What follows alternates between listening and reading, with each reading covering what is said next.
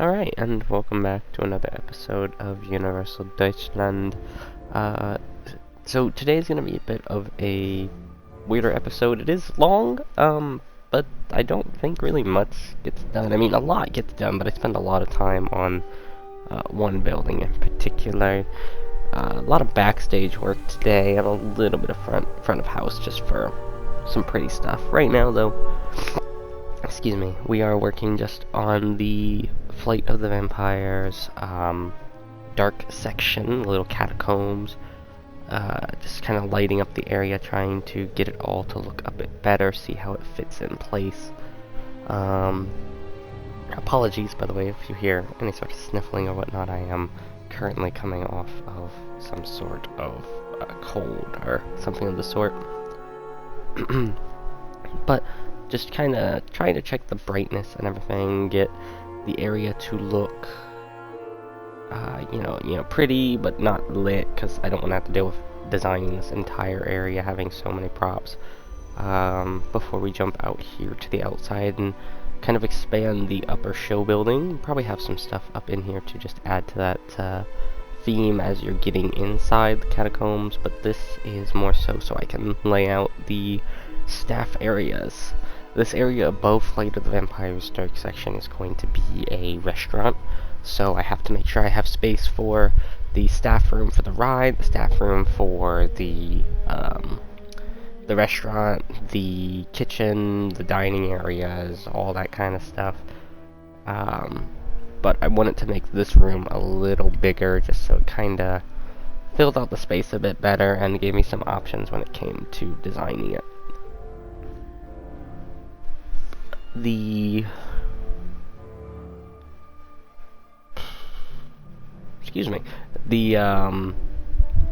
kind of idea I'm going with for this area as a whole in the back here is I want it to all really fit into the Flight of the Vampires ride. So there's going to be a restaurant themed to vampires, similar to Das Steakhouse at Universal's Epic Universe in Florida. We have, right now what we're doing though is we're adding in a staff walkway to get to this area from the back lot here. I will change where this goes in this video. I was originally thinking I'd have it be a tunnel through the ride's little show basement here to avoid having to dig out more. And then I realized, oh, well, that doesn't work because of the lighting in this game. Not being able to put shadows on our placed lights really does put a damper on what we can do, but I understand that kind of for performance reasons, shadows on additional lights can be expensive, shadows on the base game lights can be expensive. I think at one point in this video I actually go and turn my shadows off to get some frames back. But here I'm just dragging in my drop tile ceilings I made. They're not the best, but I do like them. I think they are a lot better than just doing like a plaster ceiling or something. It definitely feels a bit more like what you'd see in the back lot of one of these parks. Though I spend a lot of time here trying to fix it up because these were specifically designed for a different size building that we will see later in the series for another ride in this park. But I just kind of try to put them all in. And again, this tunnel's position is going to change anyway, so these tiles are going to change a little bit. The whole just kind of general idea though going through here is I want it to feel staff-like. I want it to feel like it's all functional, there's no real, there's not really anything for looks, it's all for function, it's for form, and that comes even for this here with this little corner. I didn't want to, I'm not quite sure how these drop tile ceilings would work on these kind of angles. I looked up some pictures. What I could find was they do kind of do these weird little like cut shapes as if the constructors and construction team just kind of had to cut them out. If anyone in the comments happens to work with these things, feel free to let me know what I've done wrong here. And I say that it sounds so harsh. I would love to be told that I've done something wrong with proof so that I can make it right. Because that's really what this park is about looking as real as possible within the game's bounds and within the bounds of kind of fun, because I don't want to spend, 5 hours just designing a single wall, which is something I had to cut out of this video because I spent a long time trying to develop that building later in the video. Coming in here though with the vinyl flooring, using the new paving tool, which I will always say is great. It's got its problems, but to be able to draw those thin paths through the doorways and whatnot to just add that extra level of fun realism. Coming back though with these screens that I have set to use just a pure white material. That way, once I add the lights in, it will look almost like those really bright drop tile ceiling lights that you'll see in all sorts of like office / break room type areas, at least in these parks. I did also just do a thing there I might have shown off before, where I just take the lights and I sink them into the ground. The GI in this game does great, but it does have a bit of a problem where the bounce lighting really isn't bouncing as much as it should, and probably only does 1 or 2 bounces at most, so I add in just those lights coming from the bottom because it helps fake that full brightness effect you'd see from proper global illumination or ray tracing or anything of the sort. Just a little more touch up on the actual little thing here as I go into the ceiling, sorry, as I go to add in the elevator, because again, just like the guest areas, even the staff areas have to be fully disabled friendly, and the easiest way to do that in pretend realism is just elevators. You know, elevators, good ramps that have actual like stopping points every couple bits. You know, no 20-meter long ramps that are just completely sloped the whole time. That's not fun to work with. That's hard to kind of manage. Some places that I think really show this off as being a problem would be Millennium Falcon's Smuggler's Run over in Florida. I don't know if the one in California has the exact same queue. But once you finally get inside, you're in that little hangar bay, it's a lot of ramps, and it's not easy to stop on a ramp and keep going once there's people behind you. It's almost like a big semi-truck. You're gonna roll backwards a little bit when you try to unlock your brakes and push forward. And if you don't lock your brakes, well then you have to hold your wheels the whole time and use your strength to keep yourself from rolling backwards at all, and that's not really something I personally enjoy doing, so I don't want my guests to have to do it either. Or my team members. You will see, like we saw earlier in the Flight of the Vampires queue, that the exit ramp is pretty sloped, but it does again have those stop points just to kind of help. New elevator here though, instead of using the pre-built one, because the pre-built I have, or the one I made a long time ago, has this little tilt to it that got saved with the blueprint inappropriately, and I decided I might as well just start it over, fix it up. Before I'm now just adding in the actual paving to the area. Again, this drawing tool makes it so much better. This is after I moved the tunnel. You might be able to see it in some of these speed shots what I showed in the real time, where instead of now going through the Flight of the Vampires building, we're actually just to the side of it, in another little dugout area. The path back here, the stairs back here I'm making aren't actually pavable because they're too steep. Realistically, this type of stair would be perfectly fine to walk up in the real world. The fact that we can't make them with the paving tool in any way is really annoying. You know, they only allow us to make these long staircases that aren't very steep at all. When in reality, when you're dealing with staircases in theme parks, especially in the staff areas, you can go very steep. I mean, a crazy example of this one I don't personally like to take because of my amputation, but is perfectly acceptable, is in, again, Epic Universe with the Mario Kart ride. The queue towards the end, just before platform, has you going down 3 or 4 stories of stairs, but the distance in which these stairs have to travel is so small that they are intimidatingly steep, but people are doing them every day, no issue. You know, the fact that we don't have a steeper stair option does kind of suck. With the fact that the Parades pack is recently released and we're starting to see more put into the fun creative side of the game, I'm hoping maybe we'll start to see some additions there soon in terms of easier, or I'm sorry, even further improvements to the pathing tool. But between the parades pack, or the parade, and free update 10 not really adding all too much for free stuff, and the fact that Planet Zoo 2 is releasing, I don't fully expect Planet Coaster 2 to be getting any major improvements. There's that turning off the shadows I was talking about, just to get my frames back and make it a bit easier to see this area while I build it up.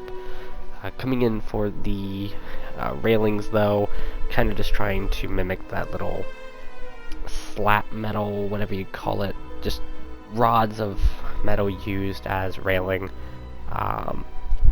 The stairs here with the railings do have a bit of a strange thing. You'll see it in a moment here. Excuse me again. The rails themselves don't actually fully line up with each other, but I actually kind of like it, and I'm probably going to keep it as such. I may go back and fix it if it gets a lot of complaints, but I think even though we're in a staff area, it is decently aesthetic, and for my time over at the Ministry of Magic, it definitely was more function over form, like I said earlier, but there were bits of aesthetic. Transitioning now into that building I was talking about earlier, I've already cut out about 2 hours worth of footage for trying to figure out what pieces to use. You can see in the background there I put a billboard with Das Steakhouse's front facade on it, so I could kind of tell what they were doing and what I needed to go for. But just kind of trying to match that stone, but still obviously, you know, like stucco type wall. So it's gonna be this half theme, kinda, where you can see all these stones are here, but then it kind of fades into that gray wall. I believe I come back and fix the colorings up a bit. I'm gonna be doing 2 of these buildings to make this little front facade here, but just kind of trying to get everything looking good and working good with the coloring. I went back and switched it from stucco to plaster, and decided to use the grunge from the moss decal as kind of my that stucco, that stone-like texturing. While it is more expensive on the game to do this, it is definitely a great thing to come in and just kind of add these moss decals to whatever color. Most of the decals in this game don't color great, like you saw when I was first placing them, the actual little damaged wall decals and whatnot. They have 2 color slots, but one of the color slots just doesn't actually do anything at all, and it's kind of annoying. And there's a lot of props in this game that have color slots that don't seem to do anything. You know, I like to think maybe I'm just doing it wrong. There's no way the game's messed up this bad, but there's only so long I can say that before I just gotta say, okay, you know, it's not built good, whatever, I'll move on.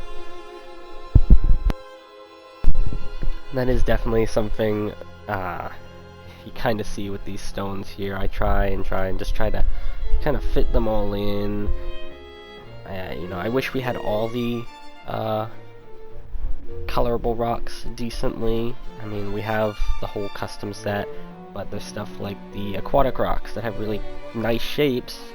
At least the last time I tried to use them, though, when you color them, no matter what you do, when it becomes night, they're bioluminescent. And bioluminescence is not what I want for my dark and gritty, kind of horror-themed land. And then another 45 minutes of footage about to be cut out here. You'll see when we go from testing some roofs to a hard jump to a finished-ish roof, because before the parades pack was announced, they just didn't have the roof piece I needed. And if you know Main Street USA, that kind of thing, it's that nice little square roof that bevels in towards the middle but doesn't go completely pointy. It is in the parades pack now, so I'll probably come back and update this building once I have that bought and I start building the next parts with it. But for now, we're sticking with the nice pointy roof, and I may keep it as that. I mean, I do enjoy how that looks. I'm not upset with how this build turned out at all. I think it's actually quite good. But there I am. I'm going to try and build the gate by hand. Decided not to. And then quick cut there, as there's a lot of footage I cut out again to really just make sure I'm not dragging this out. There was a lot of just, would have been dead air of me not talking and the build not really having much progress because I got stagnant trying to figure out how I want to use the shape. As you can see, I mean, I left a little in here, and then finally just decided, right, you know, those pillar corners are fine, let's add the windows in, and just kind of get this one nice and set up. Again, trying to use the old Pirates pack, because the pieces just work wonderfully for the style. They're just all in the wrong color. Coming back, though, to the fantasy, because they have kind of that ornate, but old style to them, that almost correct, and we'll probably just touch it up with some extra props in another video. But the grunge really does help sell the facade here. We'll probably use this as our entrance to the restaurant itself. I say probably. We are using this as the entrance to our restaurant here, which I think we'll be lining up in a minute as I just kind of angle these rock walls so it looks like it fades into the building, kind of helps hide that. This is just a facade look a bit better.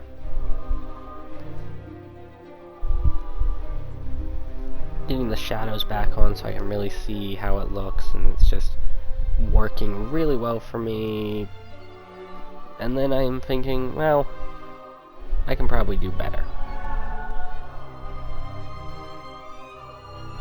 Trying to remember where I do better. That's where I do better. No more of the stones. I realized this part of the building in the photos was more kinda brick laid instead, so I took the concrete pieces and I just kind of laid them out to be like brickwork almost. Maybe a bit exaggerated, but that's kind of part of the fun in this. You know, just kind of setting it all up. It's definitely piece heavy, but this kind of custom masonry work is something I've been doing for a long time in this game. I think it's very fun, even if it's not realistically built. I mean, obviously these are supposed to be older bricks, so they'd be hand cut, so I can get away with some more wonky shapes, you know, misaligned bricks, all that nice fun stuff. But this is what took a lot of my time at the end. Excuse me, beyond there. Because it's just fun to kind of lay out these bricks, make them look like they're not in a dedicated pattern, while still kind of conforming to it has to be a brick structure. So that really just comes down to me copying and pasting all the rocks, or I'm sorry, all the concrete pieces here to just kind of lay them out in a way that might work, and then coming back through multiple times to really see what can be changed and improved.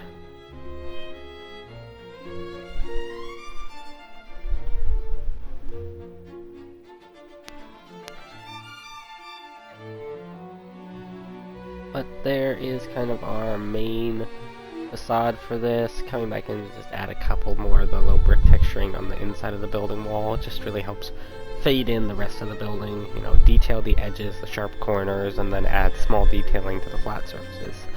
To me, that's really just the primary way I do my shapes, as we go to line up this building and place in our paths to section off what we're about to do. This is going to be, though, the layout-ish for our Das Steakhouse equivalent. It's going to be a little bigger than the actual Das Steakhouse, maybe a bit more in line with something like Free Broomsticks over in Universal's Islands of Adventure. You know, so big, it's going to have that kind of entrance queue, so you can ensure that there's always people can line up if they want to eat, but there's no seating available. You can see me labeling it there as our Das Steakhouse. And then I'm going to come through with the vinyl path and use different colors to section off. This is how I kind of do stuff early on in a build to really just get an idea for the scale in the area, because the pathing tool, of course, along with some other things, does tell you the distances and whatnot you're working with, which can be really helpful for, for watching and making sure you don't overdo anything too much.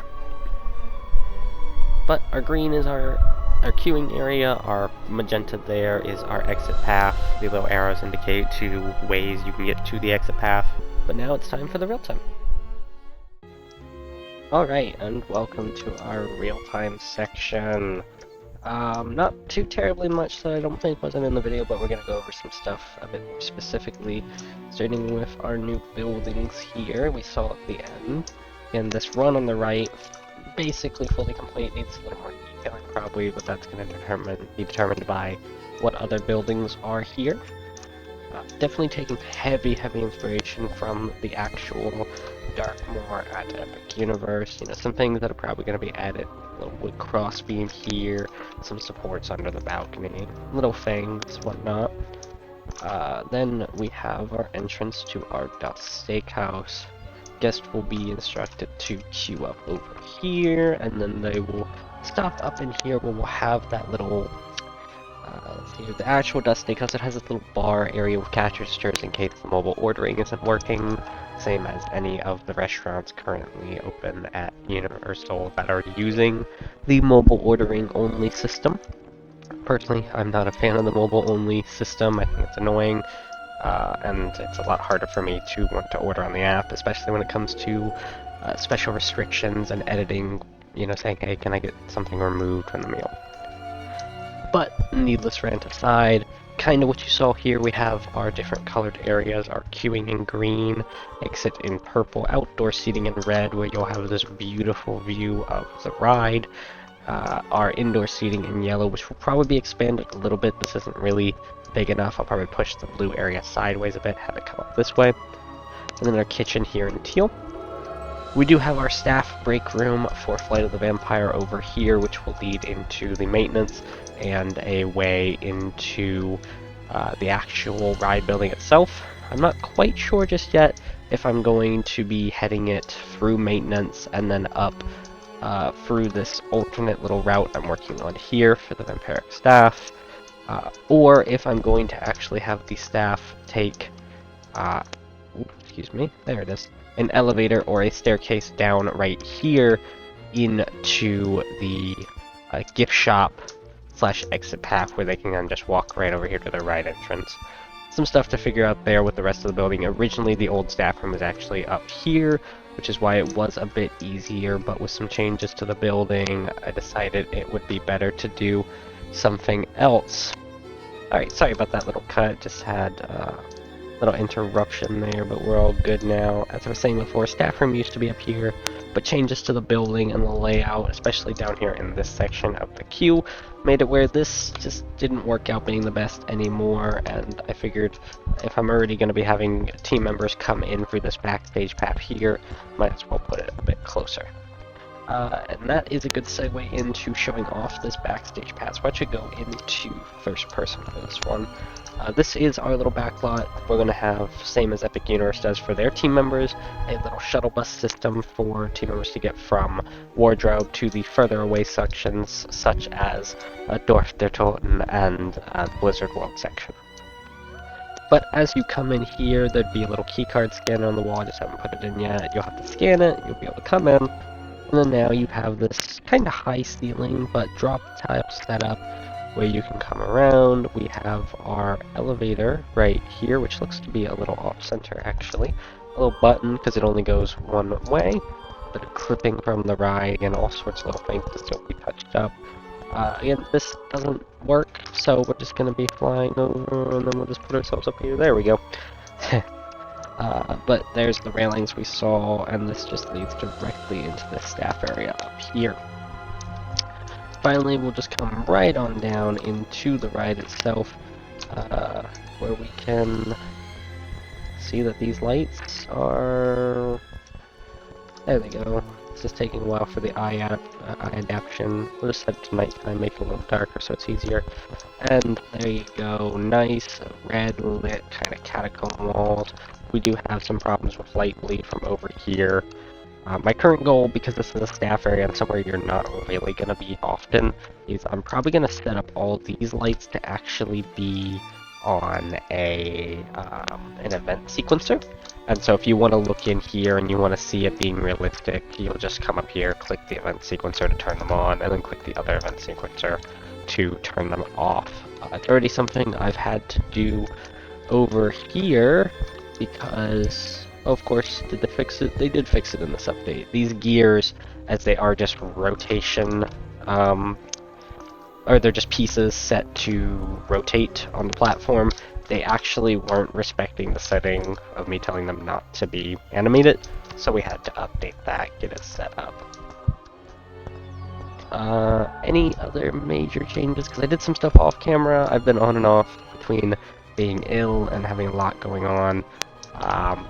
The ride itself has had some little tweaks, so again, that'll be more showed off in the proper ride video. If you want to see how the ride used to look, again, on my channel we have the daytime and nighttime POVs of the old Flight of the Vampires. But I am very excited for when we get to showing off the new ride layout, the new speed, the new soundtrack we have set up for it. You know, I'm not quite as don't quite have as much free spending or popularity as someone like John T over at Geekism, who has someone properly doing a full composer to work for him on his Meanderville videos. That is something I do aspire to have in the future. But for now, this is where we're at. So with that, I want to say thank you guys for watching. Sorry this video took so long to get out, and I will see you all in the next one. Cheers.